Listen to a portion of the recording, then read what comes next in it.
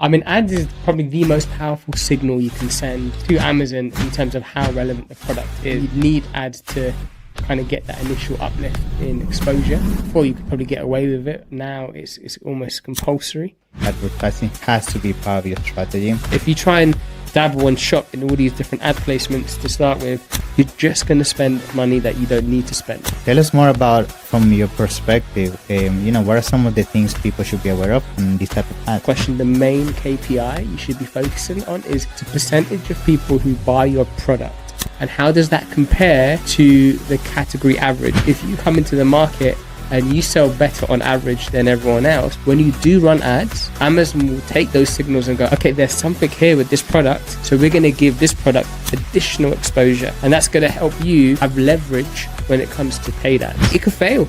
It might not work. Emotion in this situation can be really painful. What we've seen with the most successful brands that we work with is they...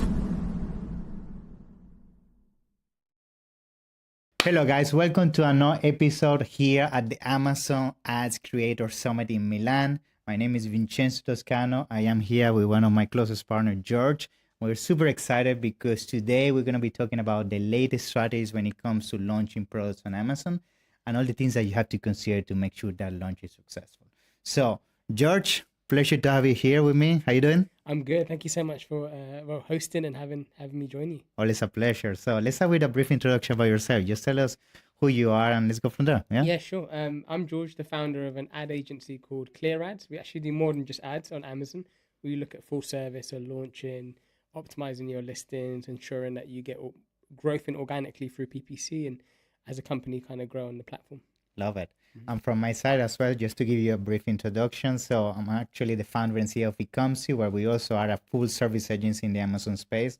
So we help with everything around ads when it comes to PPC, DSP, brand creative, listing optimization, everything from A to Z to make sure essentially brands are successfully launched on Amazon.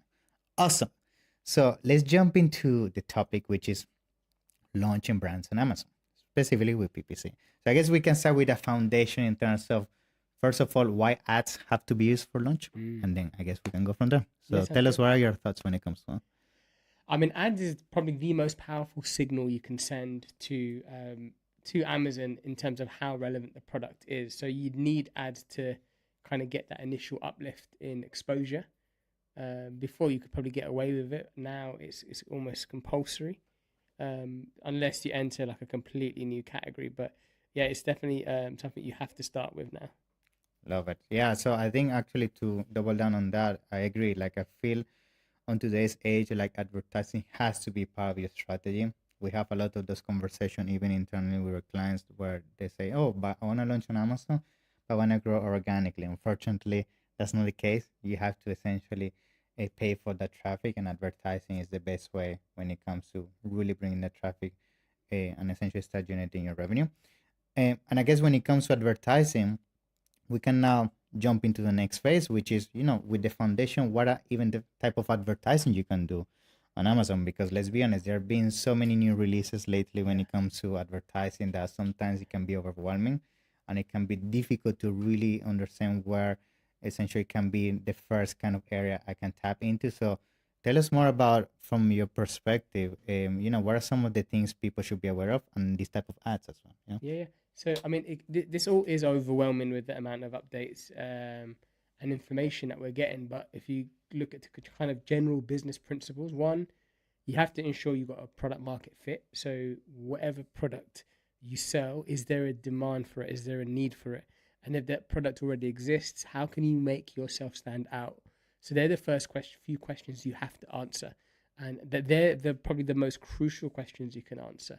And we'd always advise spending as much time, energy, resources, research to make sure you get that right. Because when you get that right, everything falls into place really, really well. So you want to kind of get that going first. And once you understand and you know where you're going to position yourself, to answer your question, the main KPI you should be focusing on is the percentage of people who buy your product, which is the conversion rate. And how does that compare to the category average? So every other product that you're competing against, how does your conversion rate compare? And this initial metric will ensure that you're aligned with what Amazon wants. So Amazon wants a product that's going to sell well. So if you come into the market and you sell better on average than everyone else because you've done such a great job with all your listings and everything else, when you do run ads, Amazon will take those signals and go, aha, okay, there's something here with this product. So we're going to give this product additional exposure. And that's going to help you have leverage when it comes to paid ads. So if you were to start there, get the product right. Once you've done that, go into sponsored product ads. Sponsored product ads is a really good way to just blast your products out there, get that exposure that you need to then start to help you organically rank. Yeah, I think creating a foundation that has to do with the organic side of things is super important before we dive into all the technicalities of advertising, because at the end of the day, that's really what we're trying to achieve here with advertising. Is really create that strong foundation that is not only going to bring more traffic, which is one of the main purposes of ads, but also how the traffic is going to consolidate or present within our niche, right? And you mentioned sponsored products, which I think that would be a very good starting point within the type of ads. Like a lot of times when it comes to launching on Amazon, we also hear all the time that sellers are concerned about the fact that should I only stay within sponsored products? Should I also actually do sponsored brands or sponsored display? So what is your take when it comes to that? I mean, to start with, your experiment, and then you want to experiment with the levers that are likely to generate the best reviews, right? And that is going to be sponsored product ads. And you want to even start even more focused than just sponsored product ads. You want to start with just exact match, and you want to find the terms that are most relevant to what you're trying to what show up for. So you want to test with those terms first, because ultimately, if you test with those terms, and like I mentioned, if you don't get the conversion rate up there, then you need to go and look at your offering and the price point and how you're positioning yourself, because that is the first place you've got to start. If you try and dabble and shop in all these different ad placements to start with, you're just going to spend money that you don't need to spend at the beginning. I would rather someone spend $1,000 or $500 or euros on getting the product right, testing images, testing copy, and then put the rest in, because that spend there is what's going to move the needle everywhere else. So once you understand, okay, here's the keywords that work. Okay, great. Now you know as a baseline, these are the terms I convert well for. These are when I target these other products, I convert really well for. Right now, let's take that data that I have, and now let's move that to sponsored brand, and let's now have some video ads that takes over more of the page, and I can be creative. I can add images, like tell the story of my brand, and that's kind of the process we go through. Yeah, I think it's good that you make that emphasis, because I see the big mistake when sellers launching on Amazon, that I think they have to use every single type of ad or essentially inside that Amazon has to offer, which most of the time, if your budget is limited, which is from most people, you're going to have a very difficult time to really localize your efforts and create a good outcome out of that. So I agree, starting with sponsored products, making sure that essentially you're sticking your product launch in terms of landing in the right keywords, and go from there. So now when it comes to keywords, we keep mentioning keywords, but a lot of people struggle also with the part which is finding those keywords, right? Like, how do I even know which of the keywords I should be going for when it comes to advertising? Which of the keywords I should be going for when it comes to ranking organically? So tell us more about that as well. Yeah. So, I mean, the best place to get data right now by far, and I think not just within Amazon, I think there's no richer information out there on any platform more than the search query data, because that not only tells you which keywords generates how much traffic, it also tells you how many sales come from any individual keyword. Now, if you are brand registered and ASIN has any history, which is unlikely if you're launching, then the search query data is the best place to go, and you can see what terms. But if you're brand registered and you don't have any data from search query, you can look at top search terms within brand analytics to give you a kind of an idea of, okay, what are the search a term, what are the terms that get the most traffic, and what are the products that are in a top 1, 2, and 3 position for those terms. So that's another place you can go. And outside of that, you can also look at Product Opportunity Explorer, to give you a rough idea of, okay, where's the trend going with the niche of terms that I want to target? Is there been more clicks? Has there been less clicks? How many sales is there within that space? So you can gather all of that information, and this is all found within the interface. I mean, this data, I mean, over the last 2 years, we've just been so fortunate with the data that we've been given to be able to look into. Yeah, I think you mentioned something that I want to double down into, which is at the end of the day, most of the answers you're looking for in terms of where to go in terms of keywords, your competitors have that data. You Yeah. mentioned that. Like, I think that a lot of people sometimes try to implement a lot of sometimes intuition that they may have around the niche or from experience from other marketplaces. But the reality is the easiest way to start is, as you mentioned, going to brand analytics, seeing what the competition is doing. Pro Opportunity Explorer, I love it because it gives you a lot of insights when it comes to a niche. And that also is going to make you essentially allow you to come up with a plan very easy in terms of where to go from a launch perspective and what is actually also the baseline that you can achieve. You keep mentioning baselining and the average. I think that's super important because that's something, I guess, and you see this with your clients most likely, that a lot of people don't even know what they should be aiming for in terms of conversion, in terms of the revenue. Like, you need to understand what is essentially the ceiling, how you can reverse engineer everything from there, right? Yeah, and then within the ad console, if you go into brand metric, you have a category conversion rate. So that's going to give you an idea within the category what baseline conversion rate is. So that's going to give you like a target you need to be above. So that's one really good place to start. You also want to within Product Opportunity Explorer, if you go within Insights, it actually shows you how many products have launched in the last, I think it's 90 days, 180 days, and recently, and how many of those launches were successful. So how many of them actually made it? So if there were 8 launches in that time period and 4 launched it, then that shows you there's a 50% chance when you launch a product, it's gonna go well. Or if there's been 0 launches, well, why is that? Is it because the top 5 products have got like a 80% click share percentage? And if that's the case, then is it going to be worth your time and money to go into that? Or is there one where there's not that much click share, there's a huge amount of opportunity, no one's really diving in, maybe they are not aware of it, but of the type of product or the opportunity that lies there. So Product Opportunity Explorer gives you so much insights. And this is one of my favorite insights that Product Opportunity Explorer gives you. You can go in and you can look at, and you just need to have a Seller Central account, pay 30 or 40 euros, right?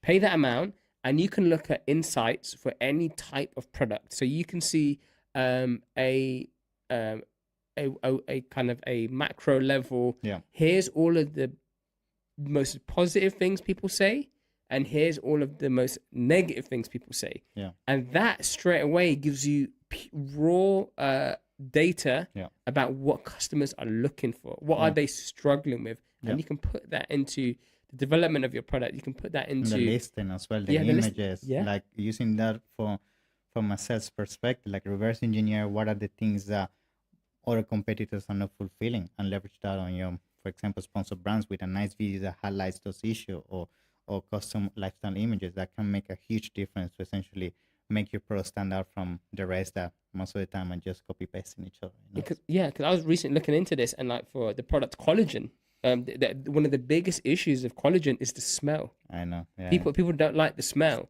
So within that, if you were able to find or make a strawberry flavor collagen, or found a manufacturer to do that, and that's one way. Or another way could be, you could have some emotional images that just show someone putting it into their coffee, and it's neutral. There's no smell. We can guarantee that's not going to happen. And if that's the case, already you're answering that itch that a lot of people have. Yeah, and I think when it comes to product launch, which is something I want to briefly touch on, is also the timeline. Because when it comes to launching a product, a lot of times people think that launching a product is something that you're expected to see results within a week or 2 weeks, and then people get very impatient and they start getting emotionally. And when it comes to advertising, the last thing that you can do is let emotions drive your decision making. It has to be data driven. So when it comes to launching product on Amazon, what is usually the time frame you allow yourself when it comes to really understanding if a product is going to be a success or not, and go from there. This is a really good question. So Yeah. there's a number of variables that you have to watch when you launch. So one of the variables is your review. So the moment those reviews start coming in, if they are stacking up high, that's going to work to your favor, and you're going to get more, like, it's going to improve your conversion rate. So that's the first thing, the reviews, right? And you need to keep an eye on that. The second thing is the market condition. So we had a launch recently, and ranking wasn't sticking because when we looked at the market, there were 3 competitors that came in. They provided more of the same product at a cheaper price. And this is what we call deserved rank. Do you deserve to be higher than someone who ranks on average rating wise similar to you, but they provide 600 grams of the supplement at $7 when you provide 250 grams at $8? Makes no sense. So at that point, there's not so far you can go, and then your profit is something you need to keep an eye on. So all of these things you need to keep an eye on, right? So the conversion rate is the baseline. The conversion rate will give you the indication of you're doing well. If the conversion rate starts to drop, that's when you need to look at, okay, what's your reviews doing? What's the market looking like? And once you have the conversion well, you want to then keep an eye on the organic rank, right? And you want to see, is your organic rank moving up, right? And if your conversion rate is high enough, your organic rank should stick and it should maintain those positions. And what we actually do is we have a phased approach. So we have firstly keywords in phase 1, which are not that much traffic, not that many sales, so they're not going to be as competitive. Yeah. But they are the first phase, and we want to see rank move there. Once we see rank move with those terms, then we want to move to slightly more competitive terms that have more traffic, have more sales, and then start to rank there. And we take that approach when ranking, and that actually moves us up faster as long as everything else goes well. So timing can vary a lot. It could be a few weeks, and you can start to see some good improvements, or it could be it could fail. Yeah. It might not work. It might not work, and emotion in this situation can be really painful. And actually, what we've seen with the most successful brands that we work with is they have a unemotional approach with speed. Launch, it doesn't stick, move on. Launch, it doesn't stick, move on. Launch, it sticks. Okay, scale. Next, launch. Like, they constantly launch it, and they have the process. And where we come in is we push the ads, we check all of the moving parts. When it goes well, then we keep pushing further. Yeah, I think something that is very important when it comes to launching products is really understanding how you're going to define success, right? What success is going to look like. And this comes down to what George and I have been talking about, which is making sure that organic ranking sticks, because you can run all the advertising that you want, but at the end of the day, if that's not moving the needle when it comes to organic, it's going to be a tough journey for you to scale your revenue, because that means the day those advertising campaigns stop performing, your whole business go essentially sideways. So make sure that's essentially how you represent your launch. And I think that brings me to my next question, which is, once we start doing this launch, and let's assume we stick the landing, which means organically we have started to see some activity going on. I think the last part I would like to bring into this episode, so then we can start bringing this to a full circle, is how do we then maintain this to make sure that we don't lose the momentum we have built so far? Because now we achieved the organic ranking, but how do I make sure now I keep it with ads? Like, what is your experience when it comes to your advice? Yeah, and that's a really good question. I think once you build momentum, once you start seeing sales, the disadvantage is the data is so out there and you're so exposed. If others see the success you've had, then they'll be like, oh, here's an opportunity for me to try and go in and attack. And they'll go in with a price that's unprofitable, and they'll spend money on ads to try and outrank you. Now, in the ideal world, if you've pushed hard enough and you got the bestseller rank, at that point you need to fight with all your power to keep that bestseller rank, because that bestseller rank gives you such an enormous advantage in terms of the conversion rate, the cost you pay per click, helping you stick organically. So that shows everyone, hey, in this particular type of product, we're number one. And there are people just like me. If I'm looking for a product, I just want to find number one, and that gives me peace of mind that I'm not going to have to return the product. It's going to work well for me. And if you can get to that position, then great. So that's one moat. Another moat is don't rely on that one product. And there's so many people who launch once, they have a fantastic product. It has a sell by date. It will expire, right? If you're selling well, use the opportunity with that product as the front door, right? So that's the door that's going to get people in. Once they're in, and once they bought, and once they like what they bought, what else can you offer them? Like, I'll give you an example, right? There was a smoke machine, right? Absolutely crushed it. It's one of the fastest growing products on Amazon right now in the US, right? Over 200% in growth month on month, right? Halloween, it just crushed.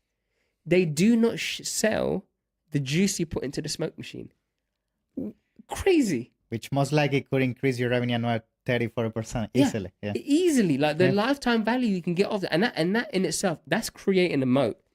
Now we have a client at the moment. He's looking to put out a supplement which has, you have to spend $50,000 to $60,000 just to go through the legal process. Wow. Okay, so the barrier of entry. So exactly. So the barrier of entry. So if you could find a product, like a friend of mine sold fire extinguishers in Germany. He said the legal process must be a nightmare. was a headache. I mean, it was a headache. But he said every keyword he touched, to control it. Just is magic. Any type of ad, he wrote magic, because the barrier was so high, which meant whenever you run ads, there was a surplus of demand and a lack of supply. Okay. And these are some of the areas that you can take. Or a patent, right? One of my friends, he goes and he just buys patents, right? He buys patents of people who've invented something and they just couldn't be asked. He puts it on Amazon, and every now and again he finds one that sticks. Anyone else tries to do what you do, you just show Amazon and they'll take them out. Yeah, I know. Like, I think finding ways to really differentiate is key, especially in today's age. Like, the days of only going to China and just copy pasting whatever is successful on Amazon, it's gonna be a tough journey for you. Like, you really need to reverse engineer what is missing, how you're gonna now fulfill the need, and on top of that, protect it, to make sure that, as you mentioned, once you start running those ads, like, you're gonna have a unique selling proposition that's gonna really allow you to scale your brand very easy. Now, to start coming to a closure, George, I think something I want to touch very briefly as well is the future when it comes to advertising, because we went through all the phases. We talk about the basics, talk about launching, talk about maintaining that success. Now, what are some of the future trends people have to be aware of? Like, we're seeing AI being a big thing, Amazon Marketing Cloud being a big thing. There's so many other things coming up. New announcements were done on Amazon Unboxed. So, what is your take on that? Okay, so I think the future is consumer behavior and the way we are now being conditioned. So, the way people buy now is like a baby high on sugar. Right? It's so scattered. Right? They go YouTube, TikTok, streaming TV, Amazon website, Amazon buy. So that the whole process is so scattered, right? So ensuring when you're on Amazon, you're also outside of Amazon. And the biggest money on the table is those who are not on Amazon, and they're absolutely spending a fortune on one brand we're working with, right? They spent a fortune on meta ads to their website. We looked at Product Opportunity Explorer. There was 1,100 people a month searching for their branded terms, and they weren't on Amazon. So that in itself is such a huge uplift. So consumer behavior is changing. So people are going all over the place, but they are always looking at the final point. Is it on Amazon? Because peace of mind, I bought here before, they have my card details, it's safe, right? So that's one thing to consider. The second thing in regards to the future is the buying signals Amazon has is richer than any other data point you can have anywhere in the world. No one has that much information. now coupled with AI and the ability to then predict what a human will do with AI being placed into that is only going to get better. I think auto campaigns are going to get way more focused. Amazon's going to start showing, I think, keywords. So let's just say if someone searches water bottle, Amazon will know, okay, the water bottle you sell that is for fitness enthusiasts, right? They're likely to buy, so that audience should go to there. Whereas the water bottle that I sell for convenience that can fit in a bag, that an 80-year-old like woman might want to just keep hydrated in the summer, they're gonna know the avatar and they're gonna start distributing. So it's gonna be precision wise, it's gonna be huge, like better, like stronger, and the distribution Amazon has now. I mean, I can't keep up with how many, like, you know, Netflix partnership, Spotify partnership. They've just announced that Microsoft, I don't know why, has given Amazon the keys to their kingdom. So through Microsoft DSP, all the distribution, Amazon has it. The data, Amazon has it. So in terms of the ads platform, and now they're talking about, and I don't know how it's gonna plan out, but this integration of full funnel campaigns, DSP where you have one campaign that targets people for an entire funnel. That information that they have is going to help buy. If you can find the right product with the right offering and product fit, it this was like the number one place to go now. I think to build on that, like, I agree. I think the future of advertising is really understanding who your consumer is. I think, and we discussed this on our episode that we did, like Rufus is being so impactful specifically because of that. You know, now Amazon essentially understand the consumer, understand the age, the gender, where at the base, what is the lifestyle, what they have bought in the past, and now is able to give you recommendation based on who you are as a persona. And that's something that we're seeing also now coming to advertising. Like with Amazon Marketing Cloud now, like you can know exactly what the consumer has done from top to bottom in terms from the moment they saw for the first time all the way to conversion. And I think that's essentially going to allow you to quantify as much as possible the impact that you can achieve every single time you run ads, because now you go from a guessing game, as you mentioned, of running ads on a keyword such as water bottle, that you're hoping, if you're a brand that only sells water bottle for hiking, for example, that the person doing hiking is doing water bottle search as generic and essentially finds yours, to now making sure that actually only when the persona, in this case a hiker, is looking for a keyword, now you can dynamically adjust your placement with using audiences. So I think understanding that is key. And that goes side by side with pro launches, because let's be honest, like a lot of times the reason why pro launches have failed is because people have not been granular into understanding who their consumer is, but more importantly, how you're going to make sure the product taps into a niche that is essentially not a commodity and is actually a market that's been untapped, and you're fulfilling it with your new solution. Yeah, and another big move in the future is the content that you put on your product, because Amazon now understands context to they understand in products more. They know what it is. It's not just keyword stuff in. It's okay, this is the product. And I mean, one of the scary things that Amazon's just introduced is if you pause during the process when you're buying, they're gonna add prompts and say, were you looking for this? Because they got all the data and they know why people stop. Is it a size issue that you're having? Are you worried if it's gonna be safe around kids? Are you concerned about the ingredients? These are just going to be put on you. And when you have context, it's a big thing. And another thing is, so I could talk about this all day, but like another big thing is voice. I mean, people are now going to start having a conversation with Amazon to try, and when they don't even know the product they're looking for, when they just know the problem that they have. Like, hey, I have these constant headaches. What is there out there that can help me relieve my headaches, right? And then Amazon's going to be able to go away and find that information and go, this is the vitamin supplements that we would advise. You know, this is just a random example, but like I gave this example earlier where I was looking for a device to go on a current device that I have. I didn't give it the context that I bought that device, but Amazon figured out this is the product he bought, and it delivered me the product that I wanted. And I was compatible with the other product that I've just purchased. So so that context is going to be a really crucial component as well. Love it. So I guess, George, to start coming to a closure, I'd like to just give, a tip or piece of advice to everybody watching and listening today, especially entering into 2026. I mean, 2025 has been a challenging year. We know what has been going on around with the economics and everything. So, this is really a year that's it's been around consolidation. Hmm. I'm pretty much riding the wave. And I think now is really looking forward for 2026 to, keep scaling the brand forward. I think if we can share maybe a piece of wisdom when it comes to that would be great. So I guess if you want to start, like, what would be your one tip for people to take advantage into the next year?